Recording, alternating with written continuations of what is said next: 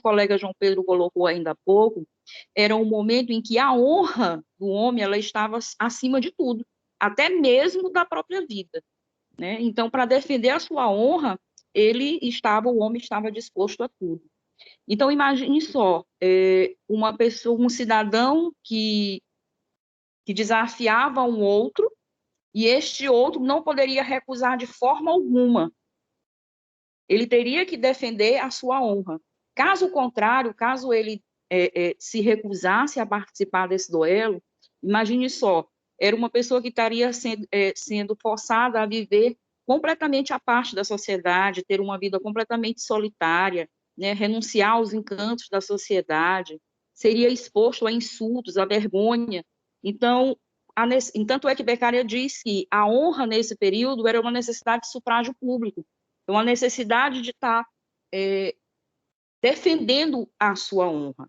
E aí ele dizia que a melhor forma de impedir que o duelo existisse era punindo o agressor, ou seja, punindo a pessoa que desse início àquela discussão, ele coloca a palavra querela, né? E fazer inocente a pessoa que se recusasse a participar daquele duelo. Aí, só colocar uma questão rapidinha que ao ler esse livro eu me recordei muito. Eu acho que não muito distante, há algum tempo atrás, a gente ouvia muito essa questão da honra, de defender a sua honra, principalmente com relação aos ataques, né, contra as mulheres, né? Você via muito, principalmente no interior. Eu sou do interior, mas acho que quando criança eu me lembro de ter ouvido muito isso, né? Quando a mulher cometia a questão de um adultério, ou que falava mais grosso com o marido, ou com o namorado, alguma coisa assim, ela era agredida por esse homem, por esse marido, e ele ainda dizia para todos que ele tinha defendido a honra dele, né? Era como se fosse uma justificativa para aquilo que ele tinha, para aquele crime que ele tinha acabado de cometer. Desculpe interromper a colega agora, mas vale ressaltar essa questão da honra, que em casos atuais, que era usado muito na defesa, em questões de feminicídio, a defesa da honra para justificar o crime de assassinato. Não sei se alguns colegas já viram, mas isso era usado muito Muito, como muito, motivo de muito. defesa para justificar um feminicídio. Eu gostaria de ressaltar isso porque isso é um ponto muito importante, já que ela puxou o feminicídio, a questão de princípios antigos, do interior até. Vale ressaltar Isso. esse ponto. Inclusive, era uma questão que eu ia colocar para a turma, né, e abrir essa discussão, que eu acho uma questão muito interessante, até porque eu acho que não é algo que esteja muito distante da gente. Eu acho que ainda é possível, né, se encontrar essas justificativas por aí afora. Mas, em decorrer do tempo, vamos dar continuidade aqui. Um outro delito que Beccaria coloca é a questão do roubo, né? Ele diz que o roubo cometido sem violência só deveria ser punido com pena pecuniária. É importante ressaltar aqui que, nesse período de 1764, no ano em que ele escreveu este livro, não havia ainda distinção entre roubo e furto, né? Então, ele coloca que o roubo cometido sem violência deveria ser aplicada uma pena de servidão. E o roubo cometido com violência, além da servidão, deveria ser aplicada também as penas corporais. Mais adiante, ele fala sobre a questão do contrabando, né? E ele diz que o contrabando é um verdadeiro delito que ofende o soberano e a nação. Mas aí ele diz que o confisco das mercadorias proibidas e mesmo de tudo que se acha apreendido com objetos de contrabando é uma pena justíssima. Aí me lembrei também que hoje em dia, há uns 15 dias atrás, por exemplo, aqui em São Luís mesmo, ocorreu um brechó ali na rua 13 de Maio, perto ali da Beira-Mar, de algumas mercadorias que foram apreendidas, né, que passaram pela Receita, que foram apreendidas pela Receita Federal, que não tiveram pagamento de impostos como deveria ter sido, né? Deveria ter sido pagas. Então, ele dizia que O indivíduo que comete esse tipo de delito, de contrabando, ele merece uma pena considerável, como a prisão e até mesmo a servidão. Mais um detalhe, essa prisão, ele dizia que não deveria ser a mesma prisão que um assassino, que um ladrão. Por exemplo, uma pessoa que um contrabandista de fumo, ele não poderia estar na mesma prisão junto com assassinos e com ladrões, por exemplo. Mais adiante, ele fala também da questão das falências, né? E aí ele diz que é importante você distinguir quem é o falido fraudulento e aquele falido de boa-fé, né? E ele diz que, se não houver provas contundentes para afirmar se tal fraudulento é de boa-fé ou não, é interessante que se considere essa pessoa como inocente, né? Ao fraudulento, ao falido fraudulento, deve ser aplicada uma pena mais severa, e ao falido de boa-fé, não deveria ele ser privado de sua liberdade. Imagina, a pessoa já está na miséria, já perdeu tudo, e ainda ia ser privado de sua total liberdade, né? Isso ele dizia que, se isso acontecesse, nós estaríamos fazendo com que as pessoas de boa fé talvez até se tornassem arrependidos de terem sido honestos, né? Uma outra questão que ele fala é sobre os delitos que perturbam a tranquilidade pública. Olha só, gente, é interessante que quando a gente assiste nos telejornais, em comunidades pouco assistidas pelo poder público, a gente sempre vê que uma das reivindicações das populações é iluminação pública, né? E Beccaria, já em 1664, ele dizia que iluminar as cidades durante a noite a custo público, se bem que hoje a gente paga por uma iluminação pública, às vezes não tão satisfatória quanto a gente paga por ela, mas tudo bem. E que colocar guardas de segurança nos diversos bairros da cidade, né, poderia amenizar essa questão dos delitos que perturbam a tranquilidade pública. E ele diz mais, que as leis elas devem ser leis bem claras, né? Que todos os cidadãos eles devem ter consciência do que está escrito, como nossa colega falou logo no início, que as leis nessa época eram escritas em latim, mas que era interessante que todos os cidadãos soubessem e tivessem um entendimento sobre essas leis, para que desta forma eles pudessem distinguir o que eles precisariam fazer para serem culpados ou o que eles deveriam fazer para serem considerados inocentes, né? Que deveriam ter esse conhecimento que não tinham. E, por último, nós vamos falar sobre a questão do suicídio, em que Beccaria dizia que o suicídio é um delito que parece não poder ser submetido a nenhuma pena propriamente dita, pois essa pena só poderia recair sobre um corpo insensível e sem vida, ou sobre seus inocentes. Ora, como é que você vai dar uma pena para uma pessoa que já está morta? Ou como é que você vai dar esta pena para os inocentes, ou seja, no caso, seus familiares, que não tem nada a ver com a situação? Na realidade, nesse momento, né, Beccaria já tinha aí né, os primórdios do princípio que hoje a gente tem no direito penal, que é o princípio da alteridade ou transcendentalidade. Meu Deus, quase não sai essa palavra. Que é que ninguém pode ser punido por ter feito mal a si mesmo. Ninguém pode ser punido por ter feito mal a si mesmo, e você também não pode transcender essa punição para outrem, a não ser que, quando você pratique isto para si mesmo, você esteja indiretamente querendo atingir uma terceira pessoa. Mas isso a gente vai ver melhor lá no direito penal. E aí ele finaliza ainda dizendo assim, que o suicídio trata-se de um crime que Deus pune após a morte do culpado, e que somente Deus pune depois da morte, mas ninguém pode punir após a morte. Espero ter contribuído bastante. Passo a palavra à nossa colega Arlete. Eu acho que a Arlete acabou de sair. Deve ter caído a internet dela. Enquanto ela Enquanto ela retorna, acredito Ela que ela acabou de deve. avisar aqui que a internet dela deu um problema, aí acabou saindo automaticamente da nossa chamada.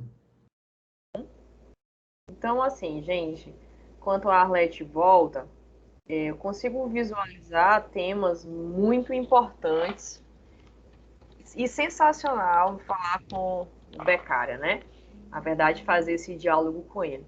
Vejam só, vocês foram falando e eu fui lembrando de várias situações que acontecem. Não sei quem foi que falou em relação à tentativa. Acho que foi a Cassileia, se eu não estou enganada. Não existe tentativa culposa. Pensem comigo. Tentativa culposa. Toda tentativa ela é dolosa. Não existe, eu tentei, a tentativa não foi porque eu quis. Não existe isso. Nosso Código Penal, inclusive, ele diz: não existe tentativa culposa, só existe tentativa dolosa. Quem está falando isso em 1650? O Beccaria, né? Está falando sobre essa tentativa aí. Não existe tentativa culposa. Estamos vendo também a situação do suicídio. Quem comete suicídio não vai ser penalizado, já está morto. Agora, a instigação ao suicídio é possível ter a punição. Então, instigar, auxiliar o suicídio, sim. Agora, a pessoa que comete suicídio, já era, né? Agora, professora, eu posso fazer a mutilação do meu corpo? Não, não pode. Mas isso não é na seara penal, é na seara civil. Lá, quando você tem direitos da personalidade, só pode haver essa situação de mutilação do corpo ou outro sentido se for para fins terapêuticos ou fins de pesquisa. Então, você não pode, ao seu bel prazer, se cortar, por exemplo. Antigamente, o ato de você furar a orelha de alguém poderia ser considerado lesão. É um ato, você nasce, chega ali alguém, coloca um brinco na sua orelha. Você deu permissão? Não. É um ato de lesão. Só que esse ato de lesão não é punível, né? Mas o fato de causar lesão, sim. Então, nós temos situações bem interessantes que ele fala lá em 1650. Ó, quando vocês falam em prescrição. Gente, o que é prescrição? Prescrição é o quê? Quando você comete um crime, quando você entra com uma ação, você tem um tempo para entrar com essa ação, porque ninguém vai ser culpado eternamente. Uma dívida não vai ser eterna, ela tem um período. Então, nós chamamos de prescrição. Existem dívidas que estão prescritas, já passaram do tempo. Né? Da mesma forma, um crime. Você não vai ser eternamente culpado por aquele crime. Existe um período de prescrição. E o Beccaria, ou Beccaria, muito bem menciona sobre os crimes hediondos ou crimes monstruosos, que são esses crimes que não ocorre a prescrição. Temos hoje? Temos. Os crimes hediondos não são prescritos. Olha onde é que ele está falando em 1650.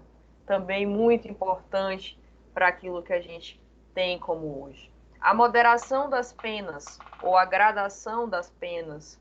As penas, elas são conforme os delitos. E ali ele já faz uma separação de furto e roubo de uma maneira muito primitiva, mas muito interessante. Aquele que é feito com violência, aquele que não é feito com violência. Os duelos. Lá, quando ele fala dos duelos, a gente pode ver a situação de legítima defesa. Quem deve ser culpado no duelo é quem deu a causa, quem iniciou. Aquele que só estava revidando estava agindo em legítima defesa. Lógico que ele não está falando isso, quem está falando isso sou eu, fazendo uma interpretação. Me perdoem aí os professores de português, né? Essa área de interpretação. Mas é dessa forma, então muita coisa ele se utiliza e muita coisa a gente pode utilizar cada vez mais. Alguém gostaria de pontuar alguma coisa? Professora, a colega Arlete está dizendo que ela não está conseguindo entrar mesmo. Tranquilo, vocês fizeram a apresentação perfeita. Se ela quiser na próxima aula falar alguma coisa, ela Acho pode que falar. Gilberto quer falar alguma coisa, Gilberto. Tá, já eu passo para o Gilberto. Professora, depois eu quero falar.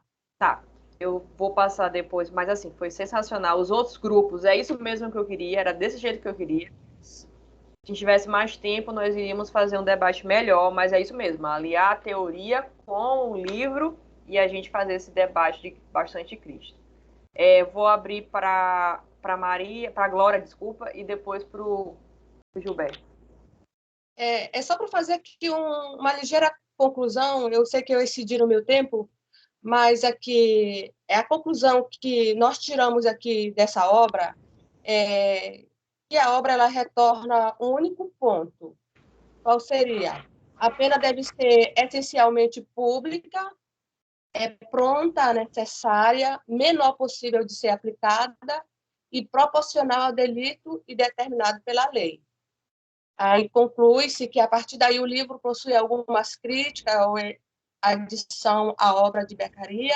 A simples leitura e compreensão já são suficientes para formar um panorama geral, por isso, as mesmas não terão espaços aqui.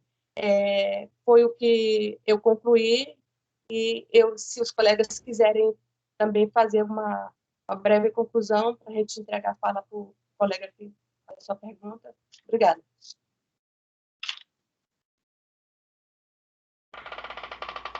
Então, a gente passa para o Gilberto, tá bom? Gilberto. Boa noite. Professora, na realidade, é uma dúvida que eu fiquei aqui com relação à sua fala, da questão da prescrição de dívida, né? Quando a dívida prescreve, ela deixa de existir ou ela só não pode mais ser cobrada? Muito boa pergunta. Você vai ver isso em direito civil também. Existem as chamadas obrigações morais. A obrigação, na verdade, a dívida é uma obrigação, uma prestação que deixou de ser paga. Então, quando ela está prescrita, você não tem como ajuizar, fazer em termos judiciais, fazer com que a pessoa pague. Contudo, a dívida continua, ela é uma dívida moral. Você tem que pagar, você deveria pagar, mas não existem meios judiciais para que você pague. O que acontece? Isso tem acontecido muito lá no escritório. As pessoas chegam com dívidas prescritas. O que eu faço? Eu tento entrar em contato com a pessoa que está devendo, extrajudicialmente, e pasmem, tenho conseguido bons resultados em relação a isso. Não digo que a dívida está prescrita, mas digo que a pessoa está devendo. Eu estou mentindo? Não estou. Está devendo. Ela tem a obrigação de pagar. Quando eu mando para ela uma cartinha extrajudicial falando que ela está devendo e que eu necessito da dívida, que eu posso parcelar, e parcelo de até 12 vezes, ela paga. Entendeu? Porque alguém tirou ela da sua zona de conforto. Agora, se você já chega falando, tua dívida está prescrita, ninguém vai te pagar. Mas existe uma dívida moral, existe uma obrigação. E para a sua pergunta eu respondo, a dívida não deixa de existir. Tá bom? Professora. Oi. Uma pergunta Professora. Ixi. Vai, Paulo, depois Márcia. Queria saber, Rosemeire, se diante do que você leu sobre o que o autor colocou sobre a pena de morte, se você concorda com ele. Olha, eu ia falar... A pessoa parece que lê a nossa mente, né, professora? Professora, eu queria colocar a respeito disso, mas eu fiquei calada. Lendo essa obra, na verdade, eu sou a favor da pena de morte, professora, em um ponto. Assim, eu fico, assim, muito chateada com aquele ato da pessoa matar a pessoa por encomenda. Como é o nome que dá? Premeditado? Pistolagem, né? Pistolagem. Pistolagem. Isso, esse crime aí é ceifar a vida de alguém sem ela esperar. Não está esperando aquela atitude, e eles não dão direito de defesa, a pessoa não está esperando aquele ato. Então, eu acho que essa pessoa, esse delinquente, que para mim é um criminoso, essa pessoa que comete esse ato criminal, ele deveria ceifar também com a sua própria vida, porque eu acredito que essa pessoa não tem mais como se ressocializar, porque ela faz já sabendo do seu ato, já sabendo do que ela está gerando para aquela família, e só nesse caso, só nesse ponto. Paulo. Pronto, Paulo respondeu aí, viu? É isso mesmo. E engraçado, que me fez lembrar também uma situação quando ele fala sobre pena de morte e pena perpétua. Quando a gente está assistindo uma novela, tem um vilão, né? Aí quando chega o vilão perturbou a novela inteira, matou uma galera. Chega a final da novela, aí matam ele. O que a gente diz? Ah, não gostei do final, não. Ele nem sofreu, não é isso? Então isso retrata muito bem o que a gente lê no livro. Então é melhor a pena perpétua do sofrimento do que a morte rápida. E a gente fala isso muito. Fulano morreu, bem feito, nem sofreu, né? Então a gente, na verdade, fica falando o tempo todo disso, principalmente em novela. A gente quer ver a pessoa sofrendo para poder retribuir o mal que ela causou, pelo menos sentir um pouco. Né? E sua opinião, professora, referente à pena de morte? O que é que a senhorita acha? Prefiro ter aquela velha opinião formada sobre o mundo. Vou me abster Vou me abster. Afinal. Advogada mesmo. Em uma aula a gente pode falar sobre aborto e pode falar sobre pena de morte. Vai dividir a turma. E quem é a favor vai ser contra e quem é contra vai ser a favor. Quero ver quem vai sair melhor. Viu? Vamos fazer uma dinâmica dessa na turma qualquer hora dessa. Beleza? Esses assuntos é um debate muito interessante mesmo. Sim, com certeza. Oi, Rose. Professora, eu só queria que os livros, as obras das outras equipes, eu não sei. Estão lá no Teams. Ah, tá bom, obrigada. Como é que minha filha pegou a sua? Só para eu poder entender. Foi lá no dia que a senhora falou. A senhora fez o sorteio. Ah, tá bom. Nem abri o Teams para ver. É isso aí. Tá ótimo. Gente, fiquem na paz. Uma excelente me entregando, né, professora? Parabéns. Parabéns para o grupo. Parabéns pela participação de vocês. Vou dormir satisfeita, viu? Espero que os outros grupos... Professora, a senhora fez chamada? Não, tá todo mundo aqui presente, né? Tá.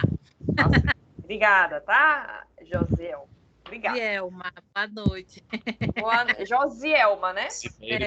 Boa noite, amigos. Boa noite, professora. Boa noite, fiquem na paz. Tchauzão. Boa noite. Boa noite.